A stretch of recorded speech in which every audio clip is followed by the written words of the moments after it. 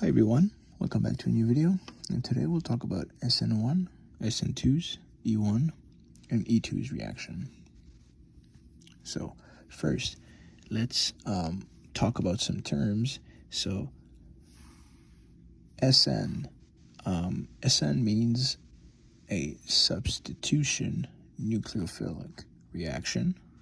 So in this case, this means that there is a nucleophile that attacks, and there's a leaving group that eventually leaves, and based on the numbers, so whether 1 or 2,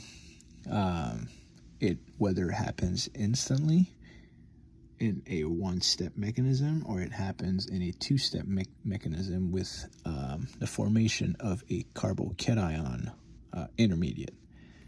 So those are Sn1s and Sn2s. And as far as E1 and E2s, the numbers are a little similar. So E1 and E2s, they dictate the rate of the reaction.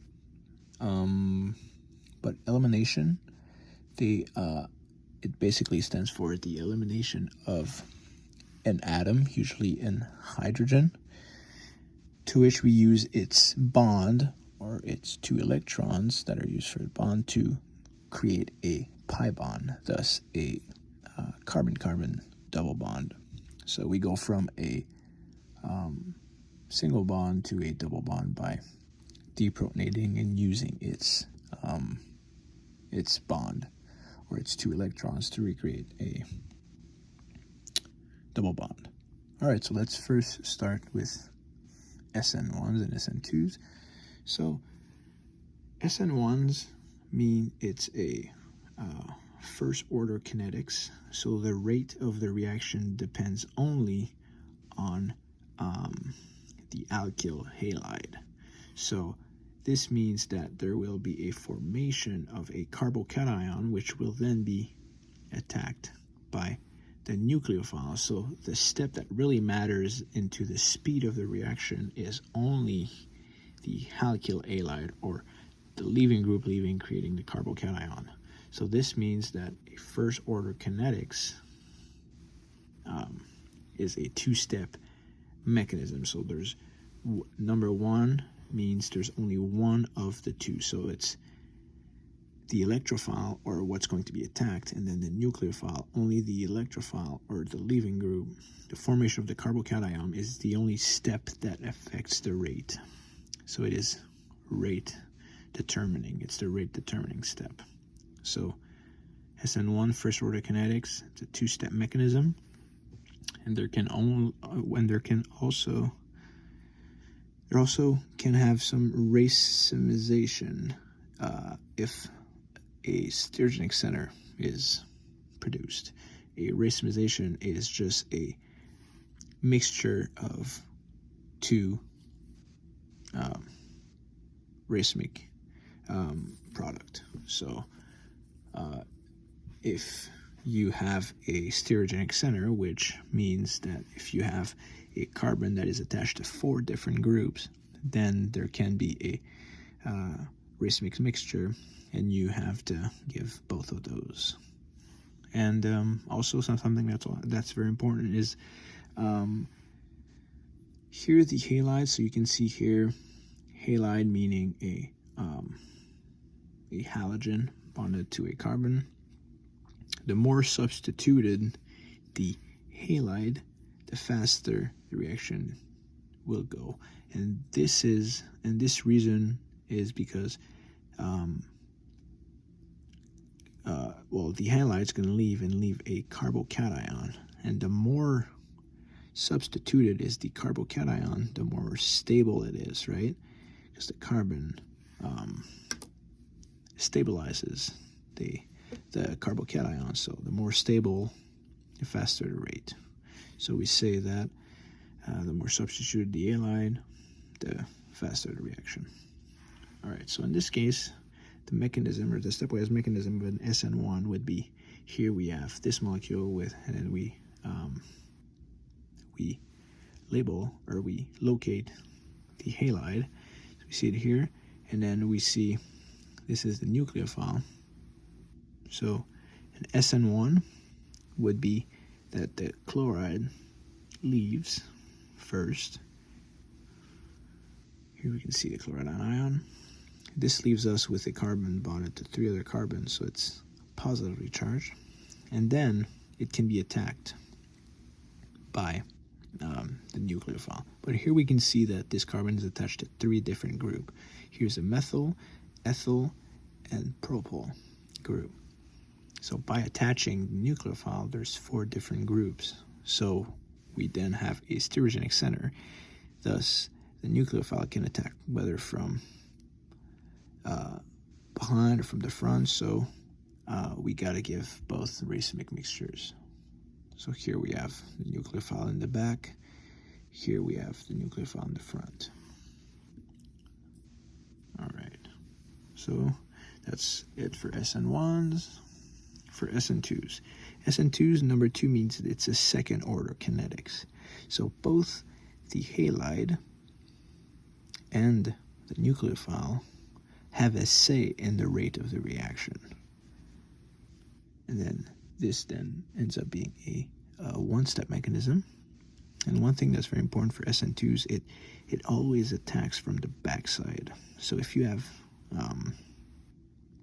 stereochemistry, or if you have stereochemistry emphasis, or if you have a reactant that has a stereochemistry, then the nucleophile is going to attack from the opposite side of this actual or of its actual orientation, or the orientation of the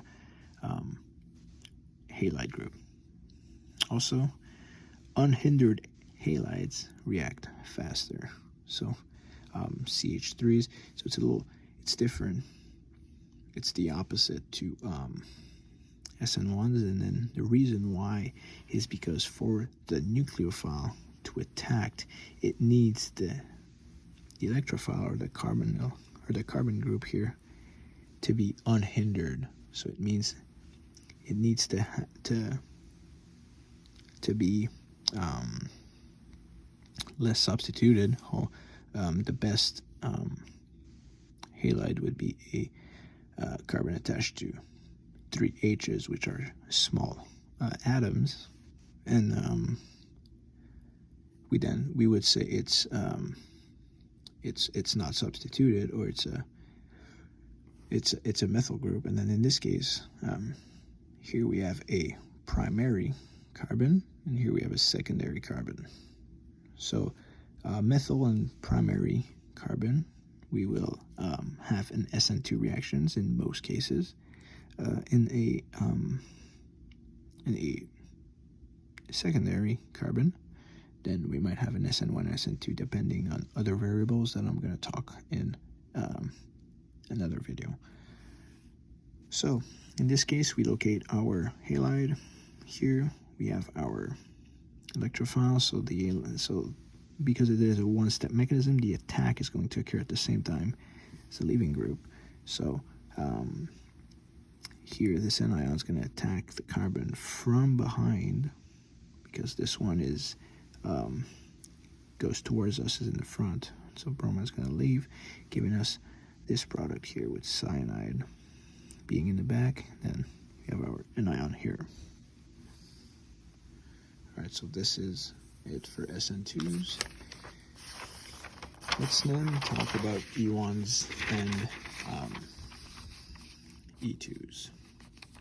So E1 and E2s, the number really it basically means the same thing. So in this case, E1s, they also are a first order kinetics. The rate is dictated by the halide.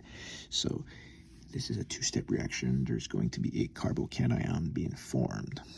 So and one thing that's important to know too is that Sn1s and E1s always come together. All right, so also the more substituted halides react fastest, so you guys know the reason why. We talked about this. The more substituted the carbon, once it is a carbocation, then it's more stable, so it reacts faster. And and it also, this type of reaction favors weak bases and weak nucleophile, like water or an alcohol.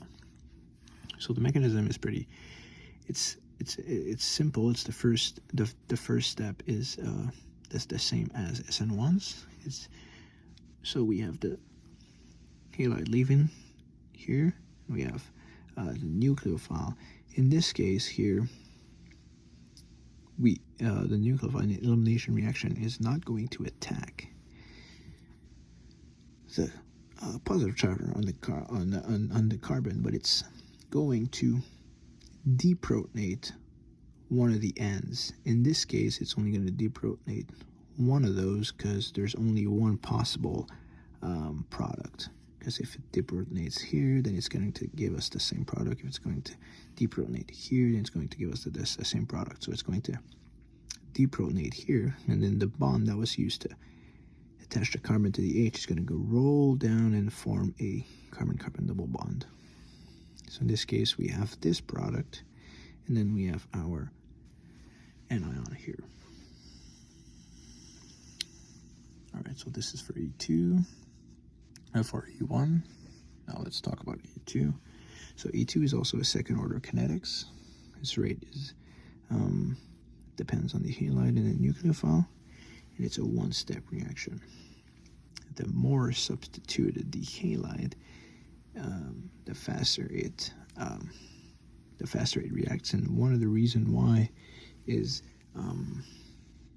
it can apply to the E1 as well. It's because the more substituted a double bond is, the more stable it is. So in this case, you can have a double bond that is attached to one of the carbons attached to one carbon and the other carbons attached to another carbon. This gives us a disubstituted alkene, which is more stable than a monosubstituted alkene, but it's less stable than a trisubstituted alkene.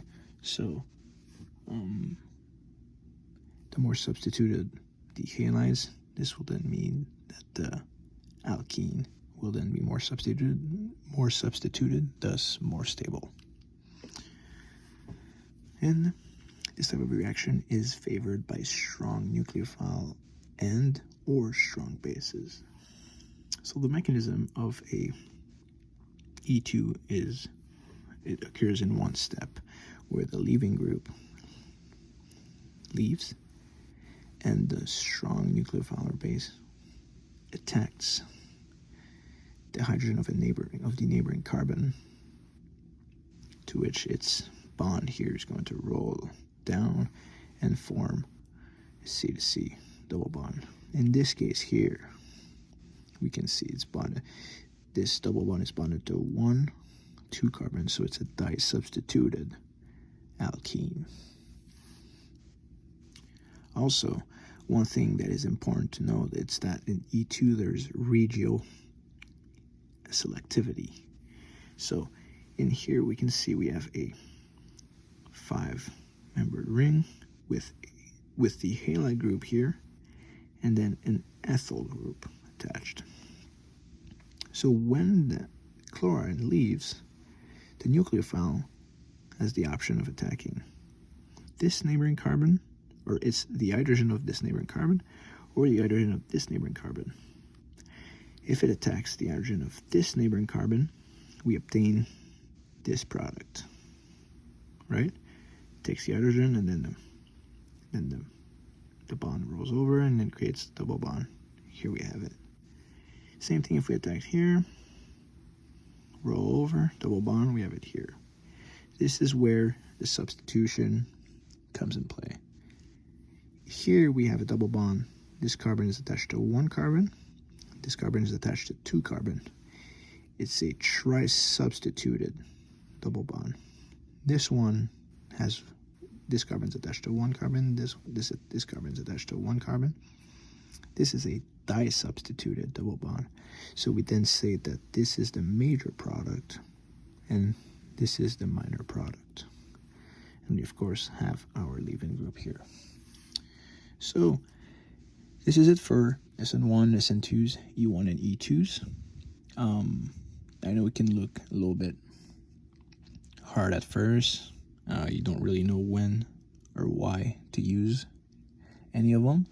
And in the next video, I'll talk about the reason, and I'll give some trends and some tricks on which one to use in which case. So thank you for listening, and if you guys have any questions, please leave them in the comment. Thank you.